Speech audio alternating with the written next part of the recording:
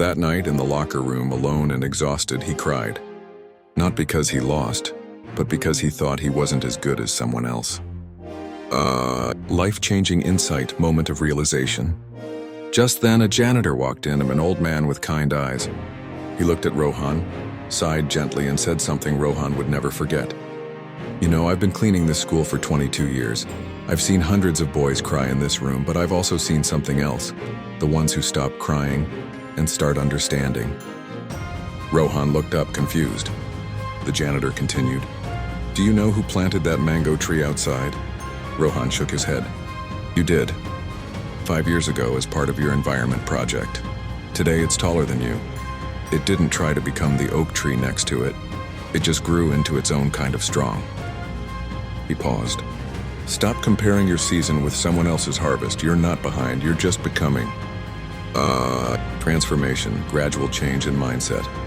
That conversation hit Rohan like a lightning bolt. He walked outside and looked at the mango tree. It wasn't the tallest, it wasn't even bearing fruit yet, but it was alive, growing, quietly doing what it was meant to do. From that day, Rohan changed one simple thing. Instead of asking, am I better than him? He started asking, am I better than who I was yesterday? He stopped racing against others. He started working with himself. Every day he tracked small progress. One extra page read, one cleaner sentence written, one moment of calm in a storm of comparison. Slowly, something magical happened. His confidence wasn't louder, it was deeper. His wins weren't always visible, but they were real. Climax, moment of redemption or fulfillment. A year later, Rohan got into a prestigious university. Not because he beat everyone else, but because he had a personal project on public speaking and mental health that no one else thought to create. In his first semester, he was invited to speak at a youth conference. Topic: why you should stop comparing yourself to anyone. He stood on the stage looking at hundreds of young faces, all hungry to be the best. And he smiled. Let me tell you a secret, he said. You're not supposed to be the best. You're supposed to be your best. He told them about Kabir, the locker room, the janitor, the mango tree. And then he said, when you stop running their race, you finally start winning your own. The crowd gave him a standing ovation. But this time, Rohan didn't smile for the applause. He smiled for the peace within. Moral, closing message, clear takeaway. So here's what you need to remember. You are not behind. You are not less. You are not meant to be like them.